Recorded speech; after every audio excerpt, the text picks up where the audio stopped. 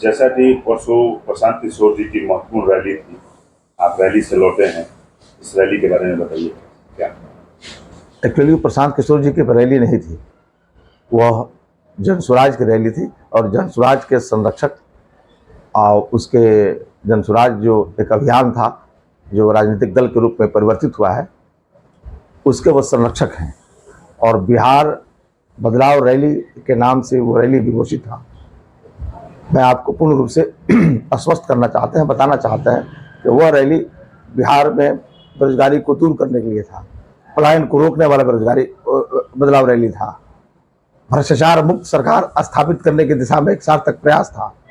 लोगों ने पूरे निष्ठा के साथ, ईमानदारी के साथ बिहार के कोने कोने से 11 अप्रैल 2025 को लोग पटना के लिए कूच किए। 1.5 लाख से ज्यादा लोग गांधी मैदान में पहुंचे। लाखों लाख लोग रास्ते में रुक गए। सोनपुर में जाम लगा दिया गया, प्रशासन द्वारा कहा गया कि यह रैली समाप्त हो गया। नालंदा में, बिहार शरीफ में, कई जगहों पर हजारों की तादाद में गाड़ियों को सरकार ने रोका, जिसके खिलाफ हमारे नेता ने अपना बयान दिया, लोगों से माफी मांगा और कहा कि मैं आपको संबोधित नहीं कर सका, मैं फंसा रह गया और आपको कष्ट हुआ, उसके लिए हम माजरत चाहते हैं। और वह ऐतिहासिक रैली था। गांधी मैदान पूर्ण रूप से भरा हुआ था, लेकिन धूप इतनी थी कि कुछ कुर्सियां खाली थीं, जिसको विपक्ष के लोग कहते हैं कि कुर्सी खाली थी। जितने लोग थे गए थे, अगर कुर्सी पर बैठ जाते थे 1 इंच जगह नहीं बनता। लोग सब साया के नीचे दरख्त के अगल बगल खड़े थे।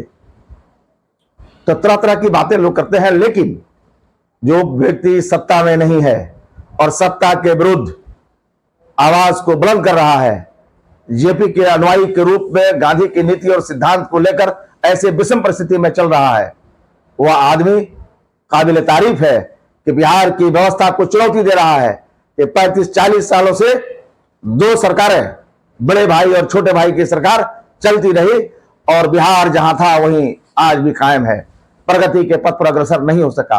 इन लोगों का बड़ा बड़ा दावा है कि हमने रोड बनवाया है, हमने पुल पुलिया बनवाया है। पुल पुलिया और रोड विकास का परिणाम नहीं है। हमारे बच्चे जो पलायन की दिशा में अग्रसर थे, उसमें और तेजी आई है, भ्रष्टाचार बढ़ा है, व्यवस्थाएं बिल्कुल चरमरा गई है सरकार की। ऐसे वक्त में जेपी के नीति और सिद्धांत को लेकर, कर्पूरी के उसूल और सिद्धांत को लेकर, गांधी के मार्ग पर चलकर ही इस व्यवस्था को बदला जा सकता है। इन लोगों को चुनौती दी जा सकती है और प्रशांत किशोर इस काम को कर रहे हैं। एक सवाल और कि ये माना जाए कि बिहार में प्रशासन पूरी तरह फेल है, क्योंकि एक छोटे से आयोजन जिसमें 1.5 से 2 लाख लोग अगर पटना पहुंचते हैं और प्रशासन उनको, पूरे बिहार का प्रशासन मिलकर उसको कवर नहीं कर पाता है, उसको कंट्रोल नहीं कर पाता है, इसको आप किस तरह से देखेंगे? देखिए, सरकार की जिम्मेदारी बनती है कि अगर कहीं कोई रैली या लोग पहुंचते हैं, उसको सुरक्षा देना, उसको समय पर सभा स्थल तक पहुंचाना, जाम को छोड़ाना, जाम को और करना नहीं। यहाँ नियत यह था कि हम जाम कर देंगे, लोग रुक जाएंगे, तो लोग रुके नहीं। जितना लोगों का संभव हो सका वो लोग आए। सरकार का नियत ठीक नहीं था। सरकार का नियत ठीक होता तो एसपी, कलेक्टर से 15-15 दिनों से रिक्वेस्ट किया जा रहा था, वहां के जो भी ट्रैफिक एसपी थे उनसे भी रिक्वेस्ट किया जा रहा था, उन लोगों ने आश्वासन भी दिया था। लेकिन लास्ट आवर में इन लोगों को लगा कि यह पटना बिल्कुल रैलियों से पट जाएगा, लोगों से पट जाएगा, तो उन लोगों ने अपना हथकंडा अपनाया। मैं इस सरकार के विरोध में अपने विरोध को दर्ज करता हूं। लोकतंत्र में ऐसा नहीं होना चाहिए। लोकतंत्र में जनता की आवाज को बुलंद करना चाहिए, और वह बुलंद करने के लिए अगर आ रहा है, अपना सहयोग दे रहा है, तो ये लोकतंत्र का श्रृंगार है, लोकतंत्र की खूबसूरती है, उसको आप रोक नहीं सकते हैं। अगर रोकते हैं तो इसका मतलब है कि आप अंग्रेज के बताए हुए रास्ते पर चलना चाहते हैं और बिहार को फिर कैद करना चाहते हैं। अब बिहार कैद होने वाला नहीं है। एक नया विकल्प के रूप में प्रशांत किशोर, एक नया आफ्ताब के रूप में प्रशांत किशोर निकल चुका है, और बादल, काले बादल छटेंगे और रोशनी होगी और बिहार प्रकाशमय होकर जो प्रगति के पथ पर अग्रसर होगा, निश्चित रूप से मुझे विश्वास है।